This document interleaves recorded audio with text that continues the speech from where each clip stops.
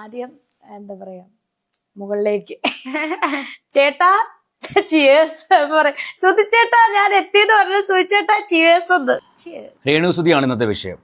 മറ്റൊന്നുമല്ല, കഴിഞ്ഞ ദിവസം രേണുവിൻ്റെ ഒരു ഇൻ്റർവ്യൂ വന്നിട്ടുണ്ടായിരുന്നു മെയിൻ സ്ട്രീം എന്ന് പറഞ്ഞ ചാനലിനകത്ത്. അപ്പോൾ ഈ ഇൻ്റർവ്യൂ കണ്ടപ്പോൾ എനിക്ക് വേറൊരാളെ നിങ്ങളുടെ മുന്നിൽ പരിചയപ്പെടുത്തണം തോന്നി. അതായത് രേണു എപ്പോഴും പറയുന്നൊരു കാര്യമാണ്, ഞാൻ വിധവയാണ്, ഞാനൊരു സിംഗിൾ പാരൻ്റാണ് എന്നൊക്കെയുള്ള രീതിയിൽ സംസാരിക്കാറുണ്ട്. അപ്പോൾ വിചാരിച്ചു, രേണുവിനെ പോലെ വിധവയല്ലെങ്കിൽ പോലും ഒരു സിംഗിൾ പാരൻ്റായിട്ട് കഴിഞ്ഞ 5-6 മാസമായിട്ട് സ്വന്തം കുഞ്ഞിൻ്റെയും ആ കുട്ടിയുടെയും ജീവിതം ഒരു കരയ്ക്കടുപ്പിക്കാൻ വേണ്ടി ഓടുന്നൊരു പെൺകുട്ടി, ആത്മഹത്യ ചെയ്യാനുള്ള എല്ലാ സാഹചര്യങ്ങളും ഉണ്ടായിട്ടും അത് ചെയ്യാതെ ഇന്നും ജീവിതം കൈപ്പിടിച്ചുകൊണ്ട് ഓടുന്നൊരു പെൺകുട്ടി, അവളെ നിങ്ങളുടെ മുന്നിലേക്കൊന്ന് പരിചയപ്പെടുത്താൻ തോന്നി.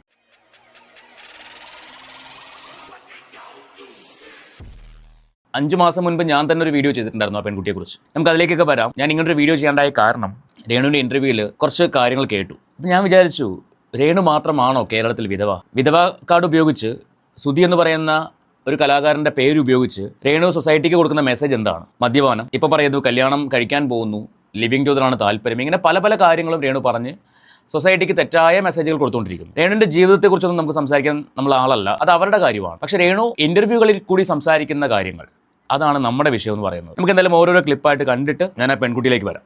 എന്താണ് അവളുടെ ഇപ്പോഴത്തെ അവസ്ഥ, അതാരാണ് എന്നൊക്കെ എനിക്ക് പറയാനുണ്ട്. നിങ്ങൾ ആദ്യമായാണ് ഈ ചാനൽ കാണുന്നെങ്കിൽ ഒന്ന് സബ്സ്ക്രൈബ് ചെയ്തോളൂ.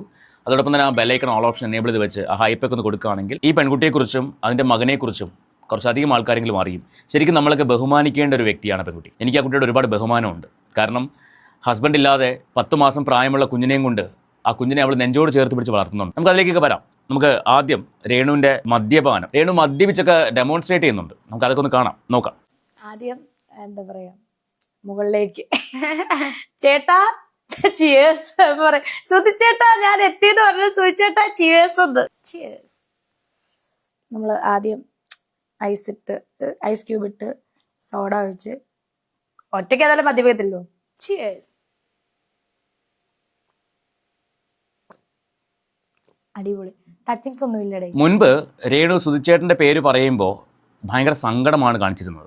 ആ പേര് കേൾക്കുമ്പോൾ തന്നെ എനിക്ക് ഒരുപാട് വിഷമമാണ്, ആ പേര് ഓർക്കുമ്പോൾ തന്നെ ആ വ്യക്തി എൻ്റെ മുന്നിലേക്ക് വരുന്ന പോലെ എനിക്ക് ഫീൽ ചെയ്യാറുണ്ട് എന്നൊക്കെ പറഞ്ഞിരുന്ന രേണു ഇപ്പോൾ രേണുവിന് സുധിച്ചേട്ടൻ്റെ പേര് തമാശയായിട്ട് അവതരിപ്പിക്കേണ്ട ഒരു വിഷയമായിട്ട് മാറി. സുധിച്ചേട്ടൻ ഞാൻ വന്നു എന്ന് ബിഗ് ബോസിൽ പറഞ്ഞ രേണു ഇവിടെ അത് കളിയാക്കി, സ്വയം കളിയാക്കി പറയുന്നു. എന്താ മാറ്റമല്ലേ? ഇതൊക്കെ പറയുമ്പോഴേക്കും നമ്മളെ ചീത്ത പറയുന്ന കുറേ ആൾക്കാരുണ്ട്. രേണുവിൻ്റെ അന്ധമായിട്ട് രേണുവിനെ വിശ്വസിക്കുന്ന കുറേ ആൾക്കാർ, അന്ധമായിട്ട് രേണുവിനെ സപ്പോർട്ട് ചെയ്യുന്ന കുറേ ആൾക്കാർ. ഒരുത്തി കഴിഞ്ഞ ദിവസം വീഡിയോയിൽ വന്നിട്ട് എന്നെ പൊട്ടാന്ന് മണ്ടാന്നൊക്കെ വിളിച്ചിട്ടുണ്ടായിരുന്നു. ഞാനതിന് റിയാക്ട് ചെയ്യാത്തതാണ്. കാരണം അവരൊന്നും ഇനി അങ്ങോട്ട് അവരൊന്നും റിയാക്ഷൻ അർഹിക്കുന്നില്ല. എന്താ വെച്ചാൽ ഈ പോത്തിൻ്റെ ചെവിയിൽ വേദം ഓതിയിട്ട് കാര്യമില്ലല്ലോ, ആ പോത്തിനത് മനസ്സിലാവില്ല, അതാണ് സത്യം.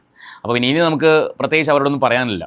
നല്ല കലാകാരിയാണ് അവർ, നല്ല കലാകാരിയാണ്. ഞാനത് അവരുടെ കുറേ ക്ലിപ്സൊക്കെ കണ്ടപ്പോൾ മനസ്സിലായി. ഞാൻ പേരൊന്നും പറയുന്നില്ല, അവരുടെ കുറേ ക്ലിപ്സൊക്കെ കണ്ടപ്പോൾ മനസ്സിലായി നല്ലൊരു കലാകാരിയാണ്, നല്ല കഴിവുള്ള കലാകാരിയാണ്. പക്ഷേ ഈ ഒരു വ്യക്തിക്ക് വേണ്ടി അവർ സ്വയം അവരുടെ വില കളഞ്ഞുകൊണ്ടിരിക്കുകയാണ്. ഇപ്പോൾ കുറച്ച് മാറ്റം ഉണ്ടെന്ന് തോന്നുന്നു. മറ്റേത് സ്ഥിരമായിട്ട് വന്ന് രേണുവിനെ വിളിപ്പിക്കുമായിരുന്നു. ഇപ്പോൾ അത് അധികം ഒന്നും കാണുന്നില്ല. എന്ത് പറഞ്ഞാലും പഴയ കാര്യം എന്തിനടുത്തിരുന്നത് എന്നാണ് അവർ ചോദിച്ചുകൊണ്ടിരുന്നത്. പഴയ കാര്യമല്ലാണ്ട് പുതിയ കാര്യം എന്തെങ്കിലും രേണു പറയണ്ടേ? രേണു ഇപ്പോഴും വീടിലും ബിഷപ്പിലും ഫിറോസിലും മദ്യപാനത്തിലും പുതിയ കല്യാണത്തിലും ഒക്കെ നിൽക്കല്ലേ? അപ്പോൾ പിന്നെ കേൾക്കുന്നവർക്ക് അത് സംസാരിക്കാൻ പറ്റും, സംസാരിച്ചു പോകും. ഓരോ ജീവിതങ്ങൾ എന്താണെന്ന് മനസ്സിലാക്കി ജീവിക്കുന്ന ആൾക്കാർക്ക് വേണ്ടിയാണ് ഞാൻ ഈ സംസാരിക്കുന്നത്.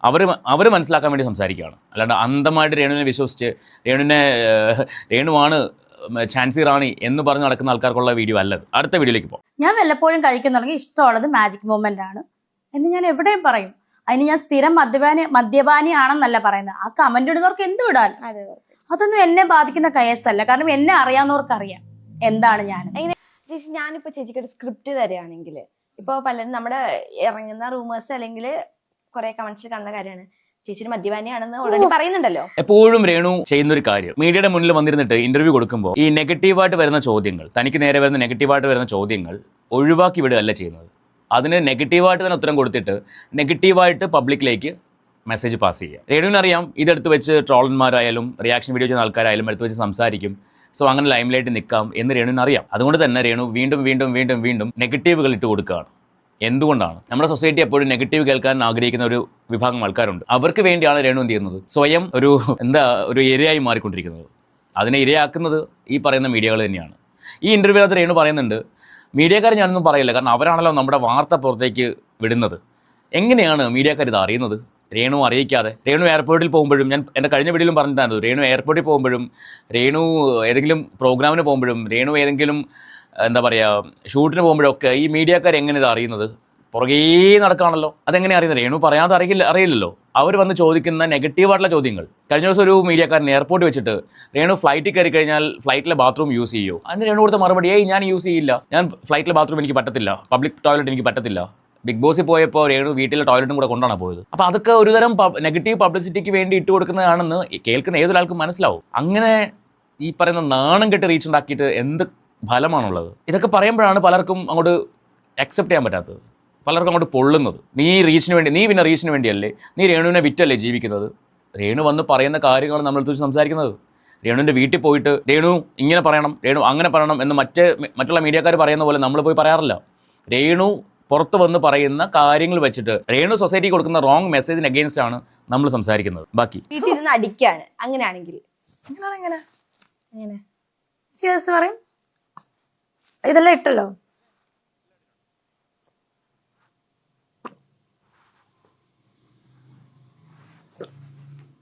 ഫിനിഷ്. അപ്പൊ ശരി, ഓക്കെ, അത്രേ ഉള്ളൂ. അതിനുശേഷം കലാപരിപാടികളൊന്നുമില്ല, ഡാൻസ് പാട്ട് അങ്ങനെ ഞാൻ കഴിച്ചു മിണ്ടായിരിക്കും. ഇതിലൂടെ എന്ത് മെസ്സേജാണ് രേണു പബ്ലിക്കിന് കൊടുക്കുന്നത്? എനിക്കത് ചോദിക്കാനുള്ള രേണുവിനെ ഇഷ്ടപ്പെടുന്ന ആൾക്കാരോടാണ്. നിങ്ങളാണെങ്കിൽ നിങ്ങൾ ഇതുപോലെ പബ്ലിക്കിൽ വന്നിരുന്നിട്ട് ഞാൻ മദ്യപിക്കും, ഞാൻ ഇന്ന ബ്രാൻഡാണ് കഴിക്കുന്നത്, ഞാൻ ഇങ്ങനെയാണ് കഴിക്കുന്നത്, ഇന്ന കാര്യങ്ങളാണ് കഴിക്കുമ്പോൾ ചെയ്യുന്നത് എന്നൊക്കെ നിങ്ങളാണെങ്കിൽ, രേണുവിനെ അന്ധമായിട്ട് സ്നേഹിക്കുന്ന ആൾക്കാരോടാണ് ഞാൻ ചോദിക്കുന്നത്, നിങ്ങളാണെങ്കിൽ പബ്ലിക്കിൽ വന്നിങ്ങനെ സംസാരിക്കൂ. അപ്പോൾ രേണു ഇതിലൂടെ എന്ത് മെസ്സേജാണ് പബ്ലിക്കിന് കൊടുക്കുന്നത്? അത് നിങ്ങളൊന്ന് പറഞ്ഞു തരൂ. ഇമാതിരി കോപ്രായങ്ങൾ കാണുമ്പോൾ ചോദിച്ചു പോവുകയാണ് വീണ്ടും. ഇവള് അഹങ്കാരിയാണ്. അഹങ്കാരിയല്ല സുഹൃത്തുക്കളെ, നമ്മൾ ഈ അനുഭവം കേരളത്തില് ഒരു പെണ്ണിന് ഒറ്റയ്ക്ക് ജീവിക്കേണ്ടി വരുന്ന അവസ്ഥ, സാധാരണ ഒരു പെണ്ണിന്, വിധവയായിട്ടുള്ള ഒരു സ്ത്രീക്ക് ഒറ്റയ്ക്ക് ജീവിക്കേണ്ടി വരുന്ന അവസ്ഥ വരുമ്പോൾ നിങ്ങൾക്കത് മനസ്സിലാവും. അങ്ങനെ ആർക്കും വരുത്തരുതെന്നാണ് പ്രാർത്ഥിക്കുന്നത്. ഇത് അഹങ്കാരം. വിധവ കാർഡ് രേണു പലപ്പോഴും സംസാരിക്കുന്ന കാര്യമാണ്, ഞാനൊരു വിധവയാണ്. കേരളത്തിൽ ആദ്യമായിട്ട് വിധവയാവുന്ന വ്യക്തിയല്ല രേണു സുധി. ഈ രേണുവിൻ്റെ കൂടെ സുധി എന്നുള്ള പേര് ചേർക്കാൻ പോലും ഇപ്പോൾ വിഷമമുണ്ട്. കാരണം ഒരു മനുഷ്യൻ മരിച്ചതിന് ശേഷം അയാളുടെ പേര് ഇത്രമാത്രം മോശപ്പെടുത്തിയിട്ടുണ്ടെങ്കിൽ അത് ഈ ഒരു വ്യക്തി മാത്രമായിരിക്കും. നമ്മുടെ നാട്ടിൽ ഒരുപാട് സെലിബ്രിറ്റീസ് ആയിട്ടുള്ള കലാകാരന്മാർ നമ്മളെ വിട്ടു പോയിട്ടുണ്ട്. അവരുടെ എല്ലാം ഭാര്യമാർ ഇന്നും വളരെയധികം അന്തസ്സോടെ ജീവിക്കുന്നുണ്ട്. പബ്ലിക്കിൽ വരാൻ പേടിച്ചിട്ടും അല്ലെങ്കിൽ പബ്ലിക്കിൽ വന്നും ഒക്കെ ജീവിക്കുന്ന ആൾക്കാരുണ്ട്. അവരുടെ ഒന്നും ഭർത്താക്കന്മാരെ കുറിച്ച് ഒരാൾ പോലും മോശമായിട്ട് സംസാരിക്കാറില്ല. പക്ഷെ ഇവിടെ സുധി എന്ന് പറഞ്ഞ കലാകാരൻ മരിച്ചതിന് ശേഷം അയാളുടെ പേര് ഇത്രമാത്രം കളങ്കപ്പെട്ടിട്ടുണ്ടെങ്കിൽ, മരിക്കുന്നതിന് മുമ്പ് ഇത്രമാത്രം കളങ്കമൊന്നും ഉണ്ടായിരുന്നില്ല. അയാൾ കടം മേടിച്ചാൽ തിരിച്ചു കൊടുക്കാൻ ലേറ്റ് ആവും അല്ലെങ്കിൽ തിരിച്ചു കൊടുക്കില്ല എന്നൊരു പേര് മാത്രമേ അയാൾക്കുണ്ടായിരുന്നുള്ളൂ. പക്ഷേ ഇന്ന് ഈ പറയുന്ന വ്യക്തിയുടെ പേര് പറയുമ്പോൾ കൂട്ടത്തിൽ ആ പേരുടെ വലിച്ചഴക്കപ്പെടുന്നത് കൊണ്ട് അയാളുടെ പേരും കളങ്കപ്പെട്ടുകൊണ്ടിരിക്കുകയാണ്. എത്രയും പെട്ടെന്ന് രേണു ഒരു കല്യാണം കഴിച്ച് ഈ പേര് ആ പേരിൻ്റെ കൂടെ അടുത്തുനിന്ന് മാറ്റണം എന്നാണ് എനിക്ക് പറയാനുള്ളത്. ഇവിടെ രേണു പറയുന്നത് ഞാൻ വിധവയാണ്. ഇവിടെയാണ് ഞാൻ നേരത്തെ പറഞ്ഞ പെൺകുട്ടിയുടെ കഥ പറയാനുള്ളത്. 5 മാസങ്ങൾക്ക് മുമ്പ് നമ്മളൊരു വീഡിയോ ചെയ്തു. അങ്കമാലിയിലുള്ളൊരു ജിം ട്രെയിനർ, അയാളുടെ ഭാര്യ, ആ പെൺകുട്ടി അന്ന് 5 മാസം പ്രായമുള്ള കുഞ്ഞിനെയും കൊണ്ട് ആ വീട്ടിൽ നിന്ന് ഇറങ്ങുകയാണ്. എന്തുകൊണ്ട്? ഭർത്താവിൻ്റെ ദുർനടപ്പ് കാരണം. അവന് വേറെയും റിലേഷൻഷിപ്പൊക്കെ ഉണ്ടെന്ന് കണ്ടുപിടിച്ചിട്ട് അവൾ ആ വീട്ടിൽ നിന്ന് ഇറങ്ങുകയാണ്. ഈ 5 മാസങ്ങൾക്കിപ്പുറം അവൾ ഒരു ഷെൽട്ടർ ഹോമിലേക്ക് പോയി. അവിടെ നിൽക്കാൻ പറ്റാത്തൊരവസ്ഥയായിരുന്നു. അവിടെ നിന്നൊരു വാടക വീട്ടിലേക്ക് വന്നു. 2 മാസം തട്ടിമുട്ടിയൊക്കെ പോയി. കയ്യിൽ കാശ് തീരുകയാണ്. ജോലിയൊന്നും ആയിട്ടില്ല. ഈ 5 മാസമായിട്ട് അവൾ ജോലിക്ക് ട്രൈ ചെയ്യുന്നുണ്ട്. പക്ഷേ പ്രശ്നം എവിടെയെന്ന് ചോദിച്ചാൽ ജോലി കിട്ടാൻ ബുദ്ധിമുട്ടില്ല. കുട്ടീനെ ഡേ കെയറിലാക്കണം, അതിനും ബുദ്ധിമുട്ടില്ല. എന്നാൽ ഒരു വാടക വീട് കിട്ടാൻ ഭയങ്കര ബുദ്ധിമുട്ടാണ്. പ്രത്യേകിച്ച് ഒറ്റയ്ക്ക് ജീവിക്കുന്ന ഒരു പെൺകുട്ടിക്ക്. ഒരു കുഞ്ഞിനെയും കൊണ്ട് വാടക വീട് എടുക്കാൻ പോകുമ്പോൾ ഒരാൾ വീട് കൊടുക്കില്ല. ഒന്നുകിൽ ഭർത്താവിൻ്റെ കൺസേൺ വേണം, അല്ലെങ്കിൽ ഭർത്താവ് കൂടെ വേണം. ഇതാണ് എല്ലാ വീട്ടുകാരും ആവശ്യപ്പെടുന്നത്. ഇതെല്ലാം സർവൈവ് ചെയ്ത് അവളും ജീവിക്കുന്നുണ്ട്, അവളുടെ ആ കുഞ്ഞിനെയും നെഞ്ചോട് ചേർത്ത് പിടിച്ചിട്ട്. എനിക്ക് ആ കുട്ടിയോട് ബഹുമാനമാണ്, ശരിക്കും പറഞ്ഞ റെസ്പെക്ട് തോന്നുകയാണ്. കാരണം അവൾക്ക് വേണമെങ്കിൽ അവൾ പബ്ലിക്കിൽ വന്ന് സംസാരിച്ചിട്ടുണ്ട്. അവളുടെ യൂട്യൂബ് ചാനലിൽ അവൾ വീഡിയോ വന്ന് ചെയ്തിട്ടുണ്ട്. അവളുടെ ഹസ്ബൻഡിൻ്റെ കാര്യങ്ങളൊക്കെ പറഞ്ഞ് വീഡിയോ ചെയ്തിട്ടുണ്ട്. പക്ഷേ അത് വിറ്റല്ല അവൾ ജീവിക്കുന്നത്. അവളുടെ പ്രൊഫൈൽ ഞാൻ വെക്കാം. ആ കുട്ടിയുടെ ഇൻസ്റ്റാ പ്രൊഫൈലാണ് നമ്മൾ ഈ കാണുന്നത്. ഈ ഇൻസ്റ്റാ പ്രൊഫൈൽ കയറി നിങ്ങൾക്ക് അറിയാൻ പറ്റും ആ പെൺകുട്ടി ആ 10 മാസം പ്രായമുള്ള ആ മോനെ എത്രമാത്രം സ്നേഹിച്ചാണ് നെഞ്ചോട് ചേർത്ത് വളർത്തുന്നതെന്ന്. അതിനൊരു അസുഖം വന്നാൽ അവളുടെ നെഞ്ചു പിടയും. എനിക്ക് ആ കുട്ടിയുടെ റെസ്പെക്ട് തോന്നുന്നു ഞാൻ പറയാൻ കാരണം അതാണ് അമ്മ എന്ന് പറയുന്നത്. കുറച്ചാൾ മുൻപ് രേണുവിൻ്റെ മകൻ്റെ കഴുത്തിൻ്റെ ഇവിടെ ബാക്ക് സൈഡിൽ ഒരു മുറിവ്, ഒരു വീഡിയോയിൽ കണ്ടതാണ്, ഒരു മുറിവ്. ഏതൊരു മീഡിയക്കാരൻ ചോദിച്ചു, എന്താ രേണു ആ മോൻ്റെ കഴുത്തിൽ പറ്റിയത്? അതെന്തോ മുറിഞ്ഞിരിക്കുകയാണ്. എന്താ അമ്മ മുറിഞ്ഞത് എന്ന് രേണുവിൻ്റെ അമ്മയോട് ചോദിക്കുകയാണ്. ആ കുഞ്ഞിൻ്റെ മുറിവിനെ കുറിച്ച് പോലും ഒന്ന് അന്വേഷിക്കാൻ രേണുവിന് സമയമില്ല. രേണു പാറിപ്പറന്ന് നടക്കുകയല്ലേ. രേണുവിൻ്റെ ഫാൻസ് പറയുന്നത് എന്താണ്? അവൾ അന്തസ്സായിട്ട് ജീവിക്കുകയല്ലേ, ആ കുടുംബം നോക്കുകയല്ലേ. സ്വന്തം കുട്ടിയുടെ മുറിവ് എന്താണെന്ന് പോലും കാണാതെ പോയ ഒരു അമ്മ, അതൊരു അമ്മയാണോ? നിങ്ങളുടെ കുഞ്ഞുങ്ങളുടെ കയ്യിലോ കാലിലോ ഒരു പോറൽ വന്നാൽ നിങ്ങൾക്ക് സഹിക്കുമോ? ഇത് രേണു നിസ്സാരമായിട്ട് അത് എന്തോ ചെറിയ മുറിവ് പറ്റിയതാണ്. ചെറിയ മുറിവല്ലായിരുന്നു അത്. അത് വ്യക്തമായിട്ട് കാണിച്ചു ആ ചാനലിൽ. അത് കഴിഞ്ഞിട്ട് കഴിഞ്ഞ ദിവസം വേറൊരു വീഡിയോ കണ്ടു. കുഞ്ഞിന് പനിയാണ്, നിസ്സാരമായിട്ടാണ് പറഞ്ഞു പോകുന്നത്. ഇതൊക്കെ ഞാൻ പറയുമ്പോഴും ഞാൻ പറയുകയാണ്, ഇത് അവരുടെ ലൈഫാണ്, അവരുടെ യാത്രയാണ്, ഒക്കെ ശരിയാണ്. പക്ഷേ ഇതൊക്കെ ഇടുന്നത് പബ്ലിക്കിലേക്കാണ്. ഇതിലൂടെയൊക്കെ എന്ത് മെസ്സേജാണ് രേണു കൊടുക്കുന്നത്? എല്ലാ സ്ത്രീകളും ഇങ്ങനെ ആവണമെന്നാണോ? ഇവിടെ ഈ പെൺകുട്ടി കഴിഞ്ഞ ദിവസം ഞാൻ സംസാരിച്ചപ്പോൾ കുഞ്ഞിന് പനിയാണ്, അതിന് വാക്സിൻ എടുക്കാൻ പോകണം, പനി മാറാതെ വാക്സിൻ എടുക്കില്ല. അതിൻ്റെ സങ്കടം കാണുമായിരുന്നു. ഇപ്പോഴും വാടക വീടിന് വേണ്ടി അലയാണ്, ഓരോ ഭാഗങ്ങളായിട്ട് അന്വേഷിക്കുകയാണ് വാടക വീടിന് വേണ്ടി. പക്ഷെ എവിടെയും കിട്ടാനില്ല. ഇന്നും താമസിക്കുന്നത് മറ്റൊരു ഷെൽട്ടർ ഹോമിലാണ്, ജോലി ആയിട്ടില്ല. ഈ വീട് കിട്ടിയാൽ മാത്രമേ ജോലിക്ക് അന്വേഷിക്കാൻ പറ്റുള്ളൂ. എവിടെയെങ്കിലും ഒന്ന് സ്റ്റേബിൾ ആയാൽ മാത്രമേ ആ ഏരിയയിൽ ജോലി നോക്കാൻ പറ്റുള്ളൂ. അങ്ങനത്തെ ഒരു അവസ്ഥയിലാണ് ആ പെൺകുട്ടി നിൽക്കുന്നത്. വരുമാനമില്ല, 10 മാസം പ്രായമുള്ള ഒരു ആൺകുട്ടി, വിധവ അല്ലെങ്കിൽ പോലും ഭർത്താവിനെ ഉപേക്ഷിച്ച ഒരു അമ്മ. അവൾക്ക് ഇന്ന് ഭർത്താവിൻ്റെ വീട്ടിലെ പീഡനങ്ങൾ കാരണം അല്ലെങ്കിൽ ഭർത്താവിൻ്റെ വീട്ടിലെ പ്രശ്നങ്ങൾ കാരണം ആത്മഹത്യ ചെയ്യുന്ന ഒരുപാട് ആൾക്കാരുണ്ട്. ഒരുപാട് വാർത്തകൾ നമ്മൾ കാണുന്നുണ്ട്. അവൾ ചോദിക്കുന്ന ഒറ്റ ചോദ്യം, ഞാൻ ആത്മഹത്യ ചെയ്യാത്തതാണോ തെറ്റ്? പോലീസ് സ്റ്റേഷനിൽ പോയിട്ടുണ്ട്, അവൾക്ക് നീതി കിട്ടിയിട്ടില്ല. ഇങ്ങനെ പല പല പല പല പ്രശ്നങ്ങൾ ഫേസ് ചെയ്താണ് ആ പെൺകുട്ടി മുന്നോട്ട് ജീവിച്ചുകൊണ്ടിരിക്കുന്നത്. അവിടെയാണ് ഇവിടെ ഒരുത്തി വന്നിട്ട് ഞാനെന്തോ വലിയ സംഭവമാണ്, ഞാൻ വിധവയാണ്, ഞാൻ സിംഗിൾ പാരൻ്റ് ആണ് എന്നൊക്കെ പറഞ്ഞിട്ട് വലിയ മാസ് കാണിക്കുന്നത്. ഒന്നും അല്ല രേണു. ഈ ഒരു അമ്മയുടെ മുന്നിൽ രേണു ഒന്നും അല്ല, വെറും ഷൂ ആണ്. എൻ്റെ കാഴ്ചപ്പാടിൽ രേണു വെറും ഷൂ ആണ്. കാര്യം ഇവിടെ സ്വന്തം മക്കളെ നെഞ്ചോട് ചേർത്ത് പിടിച്ച് ജീവിക്കുന്ന അമ്മമാർ വേറെ ഉണ്ട്. രേണു സുധി മാത്രമല്ല, മനസ്സിലായില്ലേ? രേണു ഇപ്പോൾ വന്ന് മീഡിയയുടെ മുന്നിൽ കാണിക്കുന്ന ഈ കോപ്രായങ്ങളില്ലേ, ഒരു ദിവസം അതിനെല്ലാം ഒരു പര്യവസാനം ഉണ്ടാവും. ഞാനിപ്പോൾ ആഗ്രഹിക്കുന്നത് എത്രയും പെട്ടെന്ന് രേണു വേറൊരു കല്യാണം കഴിച്ച് ഈ സുധി എന്നുള്ള പേര് രേണുവിൻ്റെ പേരിൻ്റെ ബാക്കിൽ നിന്ന് എടുത്ത് മാറ്റണമെന്നാണ്. കാര്യം ആ കലാകാരൻ്റെ പേര് ഇനിയെങ്കിലും കളങ്കപ്പെടാതിരിക്കട്ടെ. എനിവേ, നിങ്ങളുടെ അഭിപ്രായങ്ങൾ ഈ ഒരു വീഡിയോയെക്കുറിച്ചോ അല്ലെങ്കിൽ നിങ്ങൾക്ക് ഈ ഒരു വ്യക്തിയെക്കുറിച്ചും ഞാൻ ഈ പറഞ്ഞ അഞ്ജലിയെക്കുറിച്ച്, നിങ്ങൾക്ക് അറിയാം അഞ്ജലിയെക്കുറിച്ച്, നിങ്ങൾക്ക് അഞ്ജലിയുടെ ഇൻസ്റ്റഗ്രാം പേജിലോ അല്ലെങ്കിൽ യൂട്യൂബ് ചാനലിലോ കയറി കഴിഞ്ഞാൽ അഞ്ജലി എന്താണ്, അഞ്ജലിയുടെ ലൈഫ് എന്താണെന്ന് വളരെ വ്യക്തമായിട്ട് മനസ്സിലാവും. ഞാനത് വെറുതെ പറയുന്നതല്ല.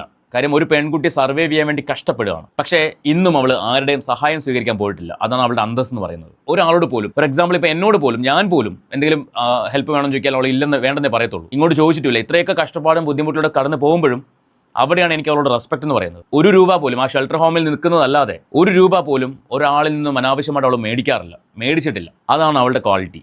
ഇവിടെ ദാനം കിട്ടിയ വസ്തുവിൽ പോലും അല്ലെങ്കിൽ ദാനം കിട്ടിയ വീട്ടിൽ പോലും കുറ്റങ്ങൾ കണ്ടുപിടിച്ചുകൊണ്ട്, അവരെ ചീത്ത പറഞ്ഞുകൊണ്ട്, സഹായിച്ചവരെല്ലാം അടച്ചാക്ഷേപിച്ചുകൊണ്ട് ജീവിക്കുന്ന ഒരു വ്യക്തി. അതൊക്കെ വെച്ച് നോക്കുമ്പോഴേക്കും Anjali is the best woman in this world, Anjali is the best mother in this world എന്ന് ഞാൻ പറയും. ഞാൻ പറഞ്ഞല്ലോ, ഞാൻ ആർക്കും എതിരല്ല. രേണു സുധി എന്ന് പറയുന്ന വ്യക്തിക്ക് ഞാൻ എതിരല്ല. പക്ഷെ അവർ പറയുന്ന സ്റ്റേറ്റ്മെന്റ്സ്, അവർ സൊസൈറ്റി കൊടുക്കുന്ന മെസ്സേജ്, ഇതിനോടാണ് നമ്മുടെ എതിർപ്പ്. എനിവേ, നിങ്ങൾക്ക് ഈ ഒരു വീഡിയോയെക്കുറിച്ച്, ഈ ഒരു വിഷയത്തെക്കുറിച്ച് നിങ്ങളുടെ അഭിപ്രായം എന്താ വെച്ചാൽ തീർച്ചയായും കമന്റ് ചെയ്യുക. അപ്പോൾ നമുക്ക് മറ്റൊരു വീഡിയോയുമായിട്ട് വീണ്ടും കാണാം.